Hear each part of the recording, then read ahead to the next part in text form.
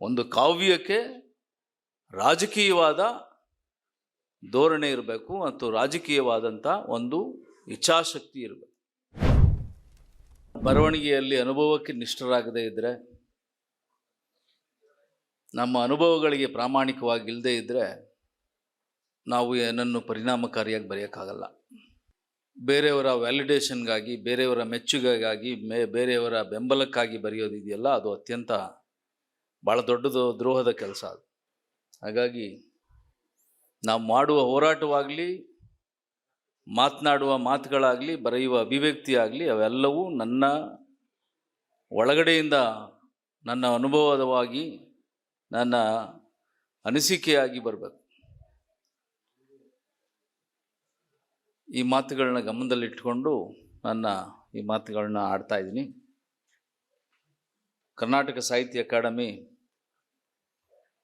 ನನಗೆ ಈ ಗೋಷ್ಠಿಯಲ್ಲಿ ಮಾತನಾಡೋಕ್ಕೆ ಅವಕಾಶ ಕೊಟ್ಟಿದ್ದಾರೆ. ಅಧ್ಯಕ್ಷರೆಲ್ಲೋ ಆಚೆಗೆ ಹೋಗಿದ್ದಾರೆ, ಇರಲಿ. ದಲಿತ ಚಳವಳಿ ಮತ್ತು ಸಾಹಿತ್ಯ 50 ವರ್ಷ ಅನ್ನುವ ಈ ಶಿಬಿರ ಒಂದು ರೀತಿಯಲ್ಲಿ ಸೋಷಿಯಲ್ ಆಡಿಟ್, ಇದು ಒಂದು ಕಲ್ಚರಲ್ ಆಡಿಟ್ ಅಂತ ಅನ್ಕೋಬೋದು. ಕಲ್ಚರಲ್ ಆಡಿಟ್ ಮಾಡುವ ಕೆಲಸ ಮಾಡ್ತಾ ಇದೆ. ಸಂಘಟನೆಗಳು ಮಾಡಬೇಕಾಗಿತ್ತು ಇದನ್ನು. ನಮ್ಮ ನಾಯಕರು ಮಾವಳ್ಳಿ ಶಂಕರ್ ಅವರು ಇಲ್ಲಿ ಕೂತಿದ್ದಾರೆ. ಸಂಘಟನೆಗಳು ಇದನ್ನು ಹೆಚ್ಚು ಈ ಕಲ್ಚರಲ್ ಆಡಿಟ್ನ ಮಾಡಬೇಕು. ಒಂದು ಸಾಹಿತ್ಯ ಅಕಾಡೆಮಿ ಕೂಡ ಮಾಡ್ತಾ ಇದೆ, ಭಾಳ ಸಂತೋಷದ ವಿಚಾರ. ಈ ಆಡಿಟ್ ಅಂತ ಹೇಳಿ ನಾನು ಹೇಳಿದ್ನಲ್ಲ, ಈ ಮಾತು ಸೆಲ್ಫ್ ಕ್ರಿಟಿಕಲ್ ಆಗಿ ಇರಬೇಕು ಅನ್ನುವ ನಮ್ಮ ಅಗ್ರಹಾರ ಕೃಷ್ಣಮೂರ್ತಿ ಸರ್ ಅವರು ಮಾತಾಡಿದರು. ಸೆಲ್ಫ್ ಕ್ರಿಟಿಕಲ್ ಆಗಿ ಇರಬೇಕು. 50 ವರ್ಷ ಓಡಿದ್ದೀವಿ. 50 ವರ್ಷ ಓಡುವಾಗ ದಾರಿಯಲ್ಲಿ ಕೆಲವರೆಲ್ಲ ಬಿದ್ದಿದ್ದಾರೆ. ಆದರೆ 50 ವರ್ಷದ ಓಟದಲ್ಲಿ ಬಹಳ ದೊಡ್ಡ ದೂರವನ್ನು ಕ್ರಮಿಸಿದ್ದೀವಿ. ಅದನ್ನು ನೋಡಬೇಕು. ನಮ್ಮ ಇಡೀ ಬರವಣಿಗೆ, ನಮ್ಮ ಇಡೀ ನೋಟ, ನಾವು ಯಾರೋ ಎಡವಿ ಬಿದ್ದಿದ್ರಲ್ಲ, ಅದನ್ನೇ ನೀವು ಇಟ್ಕೊಂಡು ಸೆಲ್ಫ್ ಕ್ರಿಟಿಸಿಸಮ್ ಅಂತ ಹೇಳೋಕ್ಕಾಗಲ್ಲ. ನಮ್ಮ ಓಟ ಗುರಿ ತಲುಪಿದೆಯಲ್ಲ ಒಂದಷ್ಟು ದೂರ, ಅದನ್ನು ನೋಡಬೇಕು. ಸೊ ಹಾಗಾಗಿ ಅದನ್ನು ನಾವು ಸೆಲ್ಫ್ ಕ್ರಿಟಿಕಲ್ ಆಗಿ, ಸೆಲ್ಫ್ ಕ್ರಿಟಿಸಿಸಮ್ ಆಗಿ ನೋಡಬೇಕಾಗ್ತದೆ. ಎರಡನೇ ಪ್ರಶ್ನೆ ಏನು ಅಂದರೆ, ಬಾಬಾ ಸಾಹೇಬರು ಅಷ್ಟೆಲ್ಲ ಓದ್ಕೊಂಡಿದ್ರು, ಅಷ್ಟೆಲ್ಲ ವಿದ್ವತ್ತು ಮತ್ತು ಜ್ಞಾನವನ್ನು ಪಡ್ಕೊಂಡ ಬಾಬಾ ಸಾಹೇಬರು ಯಾಕೆ ಒಂದೇ ಒಂದು ಪದ್ಯವನ್ನು ಕೂಡ, ಕವನವನ್ನು ಕೂಡ ಬರೆಯೋಕ್ಕಾಗಲಿಲ್ಲ? ಆದರೆ ಲಕ್ಷಾಂತರ ಪೇಜಸ್ಗಳನ್ನು, ಕಾವ್ಯವನ್ನು ಸೃಷ್ಟಿ ಮಾಡಿ ಈಗ ಅವೆಲ್ಲವೂ ಇದರಲ್ಲಿ ಬರ್ತಾ ಇದೆ. ಆದರೆ ಬಾಬಾ ಸಾಹೇಬರ ಆರ್ಗ್ಯುಮೆಂಟ್ಸನ್ನು ನಾವ್ಯಾಕೆ ಒಳಗಡೆ ಕಾವ್ಯದಲ್ಲಾಗಲಿ, ನಮ್ಮ ಆತ್ಮಕಥನದಲ್ಲಾಗಲಿ ಯಾಕೆ ಒಳಗಡೆ ತಗೊಳಕ್ಕಾಗಲಿಲ್ಲ? ಈ ಪ್ರಶ್ನೆಯನ್ನು ಕೇಳ್ಕೋಬೇಕು. ಬಾಬಾ ಸಾಹೇಬರು ಬಹಳ ಮುಖ್ಯವಾಗಿ 4 ವಿಚಾರಗಳನ್ನ ಅವರ ಇಡೀ ಬರವಣಿಗೆಯಲ್ಲಿ ಮಂಡಿಸ್ತಾರೆ. ಅವರ ಇಡೀ ರೈಟಿಂಗ್ಸ್ ಆ್ಯಂಡ್ ಸ್ಪೀಚಸ್ನ ನೀವು ನೋಡಿದರೆ, ಅದನ್ನು ಸರಿಯಾಗಿ ಗಮನಿಸಿದರೆ 4 ವಿಚಾರಗಳ ಬಗ್ಗೆ ಮಾತಾಡ್ತಾರೆ. ಯಾವುದು ಅಂತ ಹೇಳಿದರೆ, ಹ್ಯೂಮನ್ ಎಕ್ಸಿಸ್ಟೆನ್ಸ್, ಮನುಷ್ಯನ ಅಸ್ತಿತ್ವ. ಮನುಷ್ಯನ ಅಸ್ತಿತ್ವ ಅಂದರೆ ದಲಿತರ ಅಸ್ತಿತ್ವ. ಎರಡನೇ ವಿಚಾರ ದಲಿತರ ಗುರುತು. ಮೂರನೆಯದು ದಲಿತರ ಪ್ರಜ್ಞೆ. ಮತ್ತು 4ನೆಯದು ದಲಿತರ ಪ್ರಾತಿನಿಧ್ಯ. ಸೊ ಇವುಗಳನ್ನು ಇಡೀ ಬರಹದ ಒಂದು ಆಶಯವಾಗಿ ನಾವು ನೋಡಕ್ಕೆ ಸಾಧ್ಯ. ಆದರೆ ನಾವು ಕಟ್ಟಿದ ಈ ಬರವಣಿಗೆ ಇದೆಯಲ್ಲ, ದಲಿತ ಚಳುವಳಿಯಲ್ಲಿ, ಇವು 4ನ್ನೇನಾದರೂ ರೆಪ್ರೆಸೆಂಟ್ ಮಾಡ್ತದ ಅಂತ ನಾವು ಕ್ರಾಸ್ ಚೆಕ್ ಮಾಡ್ಕೋಬೇಕು. ನಮ್ಮ ಇಡೀ ಕಾವ್ಯ ಕಳೆದ 50 ವರ್ಷದ ದಲಿತ ಕಾವ್ಯ ರೆಚರಿಕ್ನಲ್ಲಿ, ಅಲಂಕಾರದಲ್ಲಿ ಅಲಂಕಾರಿಕವಾದ ಮಾತುಗಳನ್ನು ಆಡುವ ಒಂದು ಸಾಧನವಾಗಿ ರೂಪಿಸ್ಕೊಂಡಿದೆ. ಅಲಂಕಾರಿಕವಾದ ಮಾತುಗಳನ್ನ ಆಡೋದು, ರೆಚರಿಕ್ ಅಂತ ಇಂಗ್ಲೀಷಲ್ಲಿ ಕರೀತಾರೆ. ಚಮತ್ಕಾರಿಕವಾಗಿ ಮಾತಾಡೋದು.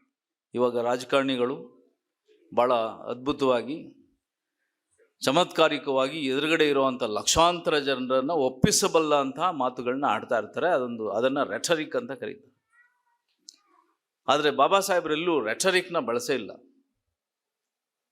ಬಾಬಾ ಸಾಹೇಬರು ಭಾಳ ಪ್ರಾಗ್ಮ್ಯಾಟಿಕ್, ವಾಸ್ತವವಾದಿಯಾಗಿ ಡಾಟಾ ಅನಾಲಿಸಿಸ್ಗೆ ಕೂತ್ಕೊಳ್ತಾರೆ. ಬಾಬಾ ಸಾಹೇಬರು ಮಾಡಿರೋದು ಥಿಯರಿಟಿಕಲ್ ಅನಾಲಿಸಿಸು, ಡಾಟಾ ಅನಾಲಿಸಿಸ್. ಅವರ ಇಡೀ ಬರವಣಿಗೆಯಲ್ಲಿ ಒಂದು ದೊಡ್ಡ ಮೆಥಡಾಲಜಿ ಗುರುತಿಸ್ತಾರೆ. ಆದರೆ ಆ ಮೆಥಡಾಲಜಿಯನ್ನು ನಾವೇನಾದರೂ ಕಂಡಿಡ್ಕೊಂಡಿದ್ದೀವಾ ಅಂತ ಹೇಳಿ ನಾವು ಕ್ರಾಸ್ ಚೆಕ್ ಮಾಡ್ಕೊ. ಸ್ನೇಹಿತರೆ, ಈ ಮಾತುಗಳನ್ನ ನಾನು ನಿಮಗೆ ವರ್ಗಾಯಿಸಿ, ನನ್ನೊಳಗಿರೋ ಪ್ರಶ್ನೆಗಳನ್ನ ನಿಮಗೆ ವರ್ಗಾಯಿಸಿ ಮಾತಾಡೋಕ್ಕೆ ಬಯಸ್ತೀನಿ. ಜಗತ್ತಿನಾದ್ಯಂತ ಹೋರಾಟಗಳು ನಡೆದಿದ್ದಾವೆ. ಅಮೇರಿಕಾದ ಆಫ್ರೋ ಅಮೇರಿಕನ್ ಜನ ಹೋರಾಟ ಮಾಡಿದ್ದಾರೆ, ಲ್ಯಾಟಿನ್ ಅಮೇರಿಕನ್ಸ್ ಹೋರಾಟ ಮಾಡಿದ್ದಾರೆ, ಆಫ್ರಿಕಾದ ಅನೇಕ ದೇಶಗಳು ಹೋರಾಟ ಮಾಡಿ ಸ್ವಾತಂತ್ರ್ಯವನ್ನು ಪಡ್ಕೊಂಡಿದ್ದಾವೆ. ಇಲ್ಲೆಲ್ಲ ರೆಸಿಸ್ಟೆನ್ಸ್ ಪೊಯೆಟ್ರಿ, ಪ್ರತಿರೋಧದ ಕಾವ್ಯ ಜೀವ ತಳೆದಿದೆ.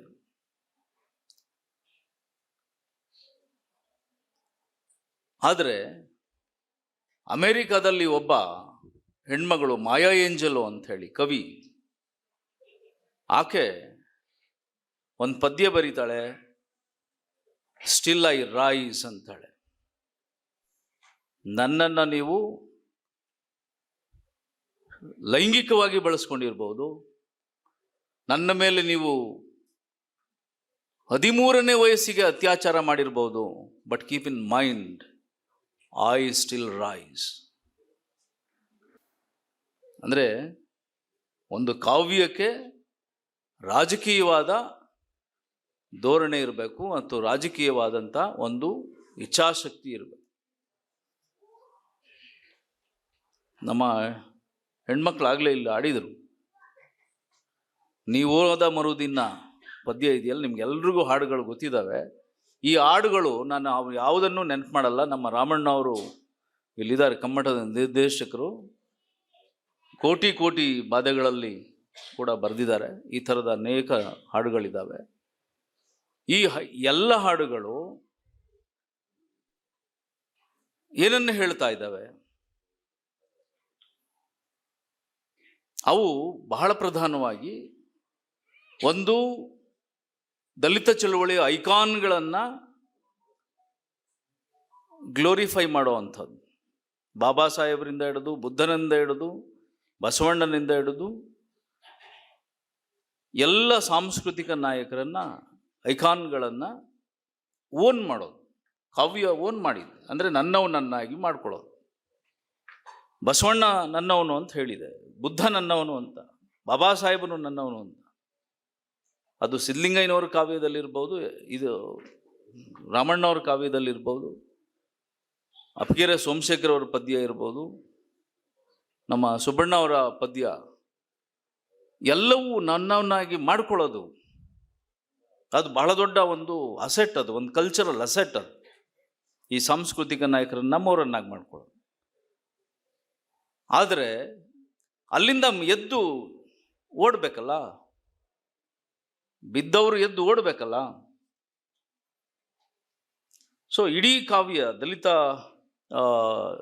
ಕಾವ್ಯ, ದಲಿತ ಹೊರ ಚಳವಳಿಯ ಹೋರಾಟದ ಹಾಡುಗಳು ಖಂಡಿತವಾಗಿ 50 ವರ್ಷ ಚಳುವಳಿಯನ್ನು ಬಹಳ ಪ್ರಬಲವಾಗಿ ಮುನ್ನಡೆಸಿದಾವೆ, ಬಹಳ ಚೆನ್ನಾಗಿ ಮುನ್ನಡೆಸಿದಾವೆ.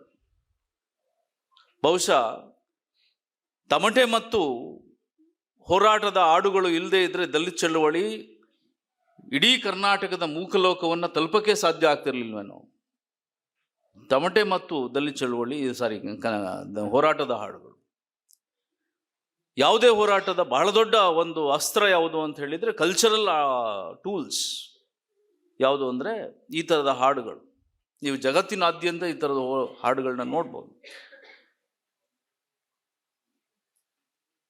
ಸೊ ಅಂಥದ್ದೊಂದು ಹೋರಾಟದ ಹಾಡುಗಳನ್ನ ಕಟ್ಟಿದ ಒಂದು ದೊಡ್ಡ ಪರಂಪರೆ ನಮ್ಮೊಳಗಡೆ ಇದೆ.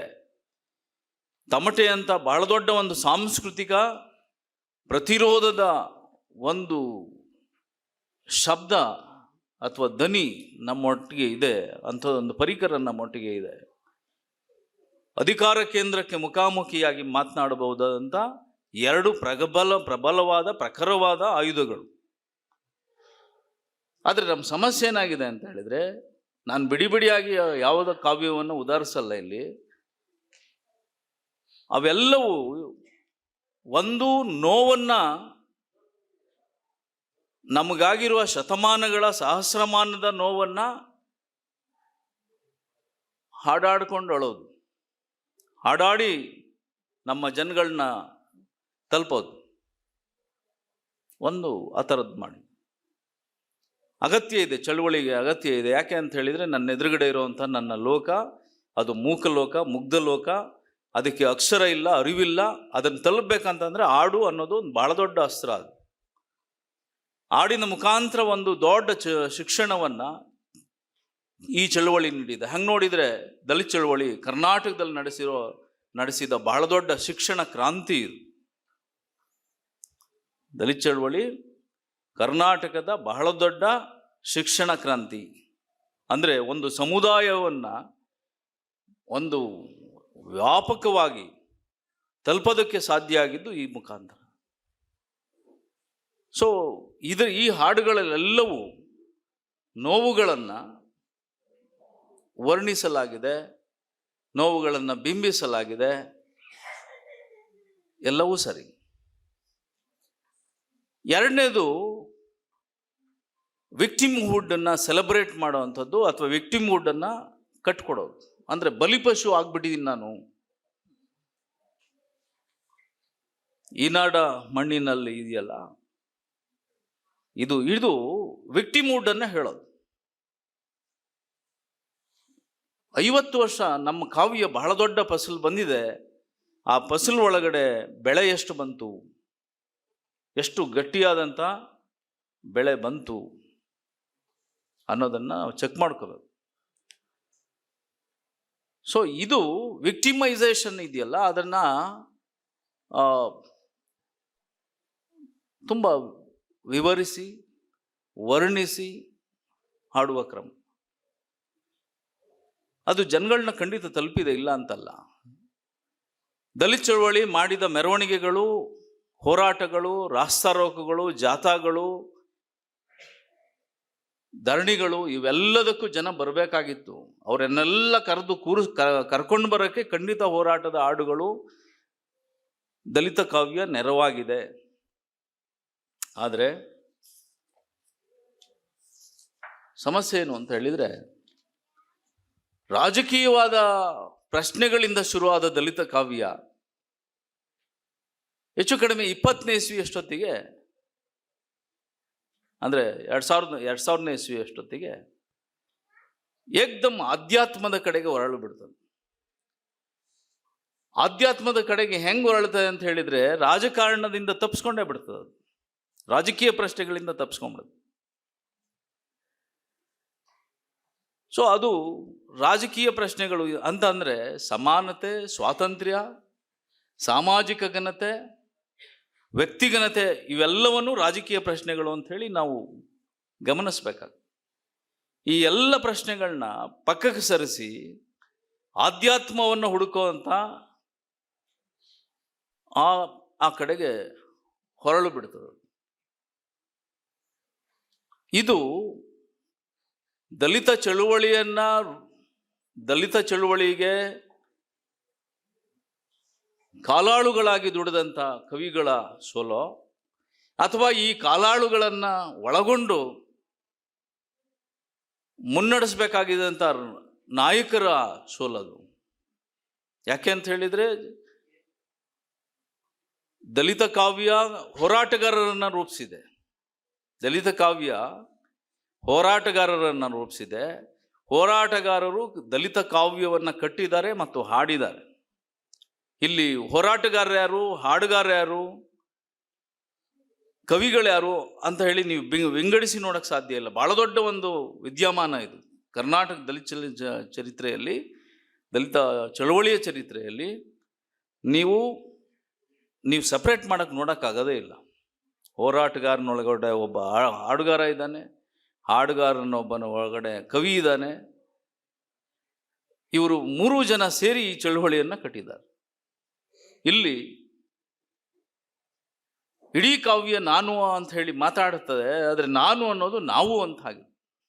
ಹಾಗಾಗಿ ಇಡೀ ದಲಿತ ಹಾಡುಗಳು ಅಥವಾ ಕಾವ್ಯ ಇದೆಯಲ್ಲ, ಒಂದು ಕಲೆಕ್ಟಿವ್ ಆಗಿರುವಂಥ ಪಾರ್ಟಿಸಿಪೇಷನ್, ಕಲೆಕ್ಟಿವ್ ಪಾರ್ಟಿಸಿಪೇಷನ್. ಸುಬ್ಬಣ್ಣ ಬರೆದ್ರೆ ಸುಬ್ಬಣ್ಣನ ಹಾಡಲ್ಲ ಅಷ್ಟೇ, ಅದಲ್ಲ, ಇಡೀ ಸಮುದಾಯದ ಒಂದು ಒಳಗಿನ ಬೇಗುದಿಯನ್ನು ಸುಬ್ಬಣ್ಣನ ಮುಖಾಂತರ ಬರ್ತದೆ. Collective participation.